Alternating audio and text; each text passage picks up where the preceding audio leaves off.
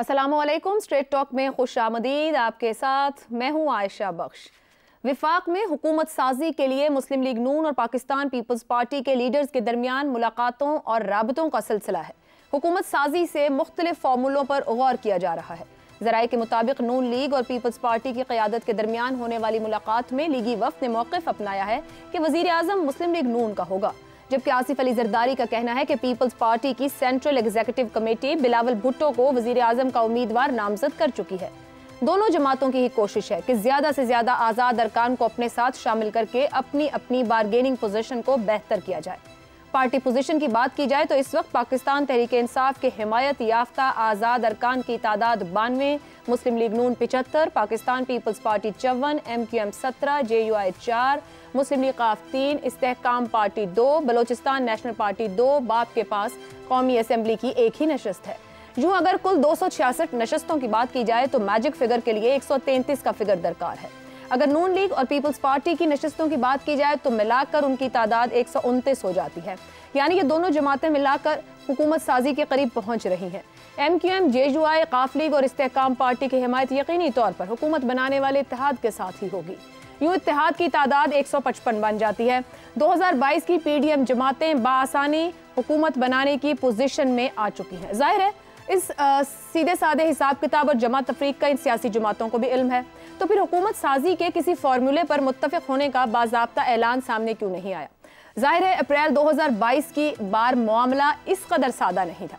उस वक्त PDM के रहनुमाओं के अपने दावों के मुताबिक एक अहम तयनाती होने से कबल इमरान हुकूमत को गिराना ज़रूरी था, इसलिए दुश्मन का दुश्मन दोस्त के उसूल के तहत इन तमामी जमातों ने फौरी तौर पर हुकूमत बना ली और शहबाज शरीफ को इस सेज का दुल्हा बना दिया गया। अब की बार सूरत हाल मुकम्मल तौर पर मुख्तलिफ है। तमामी सियासी जमातों के पास ताज़ा मैंडेट है, 5 साल की मनसूबा बंदी है, माशी, दाखिला और खारिजा पॉलिसी को 5 साल सामने रखते हुए मुरत्तब करना है। और अब की बार पीपल्स पार्टी और MQM की भी सियासी हैसियत में इजाफा हुआ है, इसलिए ये जमातें खास तौर पर पाकिस्तान पीपल्स पार्टी इस सूरत हाल से ज़्यादा फ़ायदा उठाने की कोशिश कर रही है।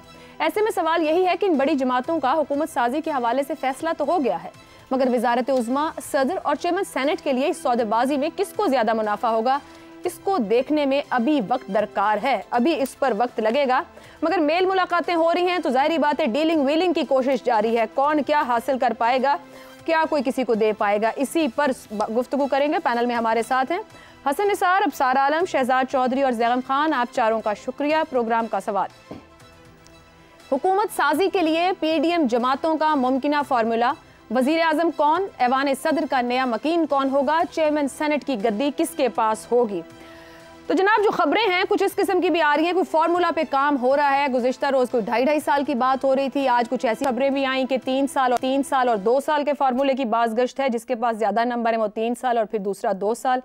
वजीर आजम अगर एक तवील मुद्दत के वजीर आजम के नहीं बनेगा तो शॉर्ट टर्म पॉलिसीज होंगी। फिर रहना ने बहुत ज्यादा क्या बस इसीलिए बहुत ज्यादा है ना, एक सही पे कंसेंसस होना नहीं है, इसलिए बहुत ज्यादा है। चले फिर ठीक हो गया जी। शहजाद साहब मैं आपकी जानिब आऊं, जो जहां पर गुफ्तगू अबसार साहब छोड़ रहे हैं, PDM ही अगर दोबारा सामने आ रही है, PDM 2 कह लें, अवाम डिफॉल्ट से हम बच गए, मगर यकीन मानिए अवाम डिफॉल्ट हो चुके हैं। अवाम के पास उनको ये एक दिया गया था कि इलेक्शन होंगे तो सियासी इस्तेहकाम आएगा, फिर माशी इस्तेहकाम आएगा, जी मामला सही होना शुरू हो जाएंगे। मगर सर अब ये कैसे और किस तरीके से होगा अगर PDM 2 ही सामने आ रही है। अच्छा देखिए, फार्मूले आपने अपने दिमाग में बनाए हुए हैं, अपने जहन में बनाए हुए हैं कि इस्तेहकाम होगा, फलाना इस्तेहकाम पहले आएगा, उसके बाद दूसरा आएगा, फिर तीसरा आएगा। ये एक प्रोसेस है, ये आहिस्ता आहिस्ता चलेगी और जब तक इसकी बुनियाद सही नहीं पड़ेगी उस वक्त तक कोई इस्तेहकाम नहीं आ सकता। उसकी बुनियाद कैसे है? पहली मरतबा आपके मुल्क के अंदर इलेक्शंस के अंदर आवाम की आवाज़ को सुना गया है और ऐसे लाउड एंड क्लियर सुना गया है कि उसकी गूंज दूर दूर तक फैली है। चाहे आप उसको उसका मुकम्मल तौर पर उसका जो रिवॉर्ड मिलना चाहिए उस आवाज़ का उसके मुताबिक होना चाहिए, वो हो ना हो, लेकिन एक फिर से उम्मीद खड़ी हो गई कि इनकी आवाज़ को कोई दबाया नहीं जा सकता। इसका मतलब क्या हुआ? आज नहीं 5 साल बाद, 5 साल बाद नहीं 10 साल बाद इनकी आवाज़ मुकम्मल तौर पर सुनी जाएगी। और जब मुकम्मल तौर पर सुनी जाएगी तो उस वक्त जब अवाम इस प्रोसेस का हिस्सा बनेंगे तो फिर ये इस्तेहकाम आएगा। जब अवाम को आप अलहदा कर दोगे और सिर्फ ऊपर ही ऊपर एक इस्तेहकाम की शक्ल बना के बैठेंगे तो वो इस्तेहकाम नहीं होगा, वो एक जैसे कहते हैं ढांचा होगा, एक आर्टिफिशियल ढांचा होगा। एक तो बात ये होगी। दूसरी बात, PDM 1 जो थी ना वो सियासी मफादात थे, PDM2 जो है ये मजबूरी है। अच्छा, अब इस मजबूरी से आसानी उठाई जा सकती है और तरीका निकाला जा सकता है। वो ये जिस तरीके से अफसार साहब ने कहा कि आप PTI को भी शामिल करो इसके अंदर। अगर ये भार उठाना है, आपका एक सवाल था कि ये 16 महीने का भार कौन उठाएगा, ये 5 साल का भार होगा। ये 5 साल का भार ना उनके लिए जो 3 साल करेंगे, ना उनके लिए 2 साल करेंगे। ये सबको इकट्ठा उठा के चलना पड़ेगा, क्योंकि भार की नौयत ऐसी है।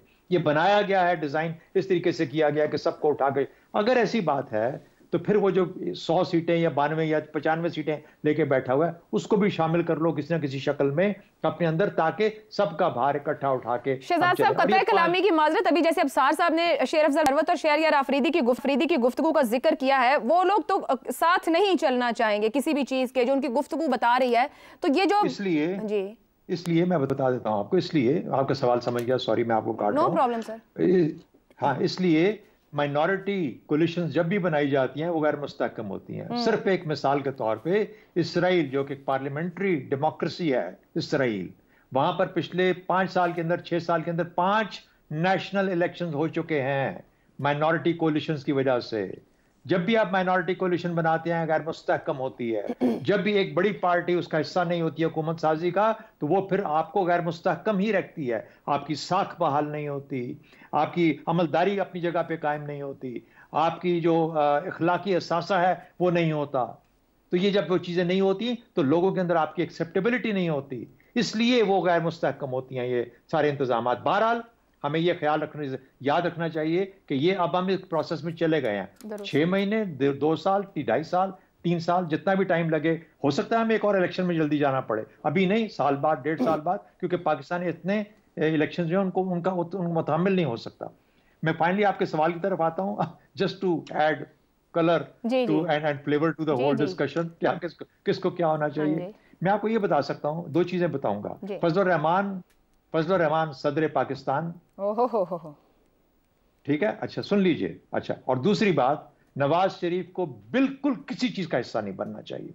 अगर वो कहीं पे भी किसी चीज का हिस्सा बने तो मैं समझता हूं इट बी फार बिलो वो जो 40-42 साल का उनका कैरियर है। उनकी डिग्निटी ये डिमांड नहीं करती कि उनको कोई इस तरीके से, कोई जैसे होता है ना कि आर्म्स दे, कोई उनको वो पकड़ाए कि अच्छा ये आप पकड़ लें बख्शीश के तौर पे, तो आप फलाने नहीं। लेट बी, आप you are not there. Jahangir Tareen है, सिराजुल हक है, एक मिसाल को कायम करें। और पाकिस्तान में इस दफा बहुत सारी ऐसी मिसालें कायम हुई हैं जहां पर लोगों ने खड़े होकर कहा है कि नहीं, हम इस काबिल नहीं थे कि हम जीते, इसलिए हम अपनी जीत को हम रिफ्यूज करते हैं, हम एक्सेप्ट नहीं करते। तो ये चीज करने की जरूरत है। अगर नवाज शरीफ साहब वजीर आजम रह गया है, किसको होना चाहिए?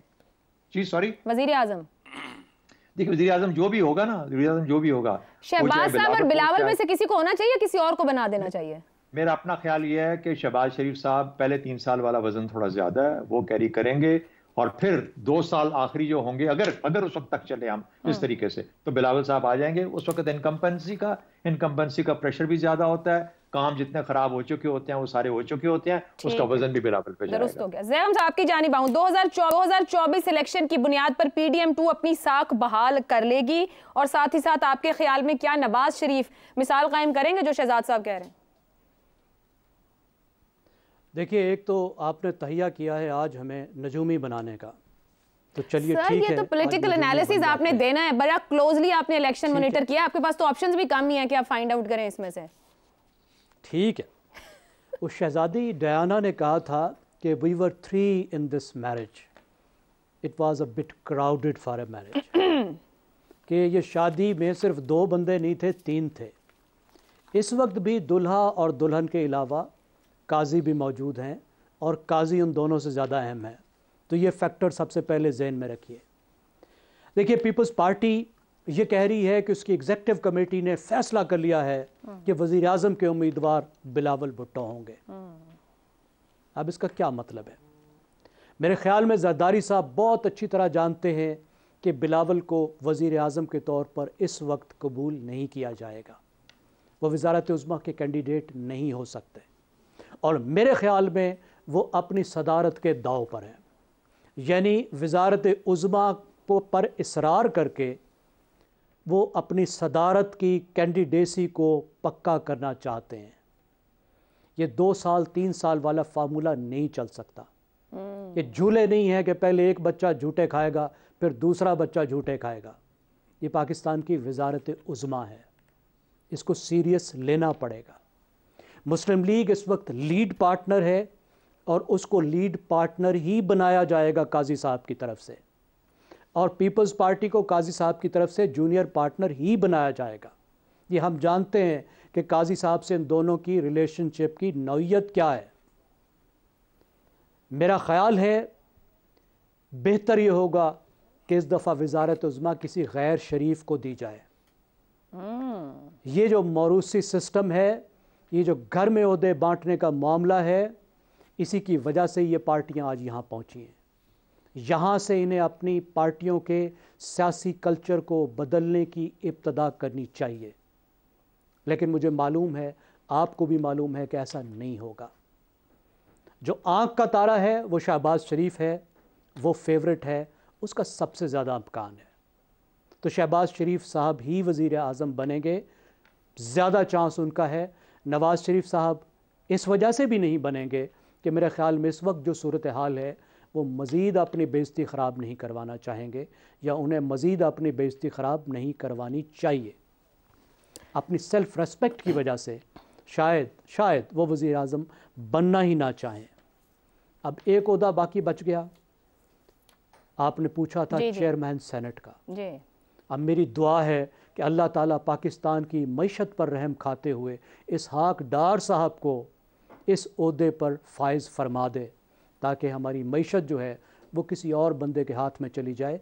अगरचे इसहाक डार साहब जो बाकी चारों मईशतदान थे पार्टी के, उनको बाहर निकलवा चुके हैं और उन्होंने कोई बंदा दूसरा पार्टी में ऐसा छोड़ा नहीं है। अगरचे कुछ लोग हो सकते हैं कैंडिडेट, लेकिन जितने प्रॉपर इकोनॉमिस्ट थे पार्टी के, उनको वो निकलवा चुके हैं। ठीक, अब पता नहीं आपकी इस बात पर इसहाक डार साहब खुश हो रहे होंगे या आपके इस राय से इत्तेफाक ना करते हो, मगर आपने जहां वजारत उज़्मा और जूनियर पार्टनर की बात की, सर एक नंबर 92-93 का भी है जो जीत कर सीटें पहुंचे हैं, वो सुकून से ऑपोजिशन में बैठ जाएंगे और चीजों को चलने देंगे? देखिए, इस सूरत हाल में पीटीआई किसी सूरत में भी किसी कोalition गवर्नमेंट का हिस्सा नहीं बनेगी, अगर ऑप्शन होती भी। पहली तो बात, ये ऑप्शन उनको हरगिज़ अवेलेबल नहीं है। अगर वो चाहते भी तो नहीं बन सकते थे, लेकिन अगर अवेलेबल भी होती भी तो मेरा ख्याल है पीटीआई की पॉलिटिकल सेंस जो है अवाम की हद तक, देखिए पॉलिटिकल सेंस की दो बातें होती हैं, एक होती है जोड़ तोड़ की सियासत कि कैसे मिलकर आप ओहदा हासिल करें, एक होती है कि आपकी अवाम की नब्ज़ पर हाथ हो। पीटीआई की अवाम पर बहुत बेहतर नब्ज़ है। इस वक्त पीटीआई को पब्लिक ओपिनियन के लिहाज से बिल्कुल वारा नहीं खाता, उनके अपने नैरेटिव के हिसाब से, कि वो किसी भी कोalition का हिस्सा बने। अगर ये उनको ऑप्शन अवेलेबल भी होती तो वो इसका हिस्सा नहीं बनेंगे, वो अपोजिशन जाएंगे, और उसमें मेरी ख्वाहिश होगी कि इस बार वो पॉलिसी बेस्ड अपोजिशन करें, ऐसी अपोजिशन करें जिसकी वजह से पाकिस्तान की पॉलिसियाँ बदलें। इस वक्त जो इतनी बड़ी एक डिमांड क्रिएट हुई है पाकिस्तान में, देखिए जमहूरियत उस दिन परवान चढ़ने लगती है जिस दिन वोटर के मुंह को वोट का खून लगता है, उसे पता चलता है ये वोट चीज़ क्या होती है, और वो अपने वोट का पहरा देना शुरू करता है। आज पाकिस्तान की अर्बन मिडिल क्लास में, अर्बन तबकों में जो शऊर है और जिस तरह की वो डिमांड एक क्रिएट हुई है, वो इतनी बड़ी डिमांड है कि अगर पीटीआई उसको चैनल कर सके और उसको लेकर इनको मजबूर करे कि वो ये अपनी पॉलिसियों में तब्दीलियां लाएं, तो ये पाकिस्तान के लिए उनकी बहुत बड़ी खिदमत होगी। जाहिर है बड़ी पार्टी है, कल को हुकूमत में तो वो आ सकती है। दुरुस्त हो गया जी।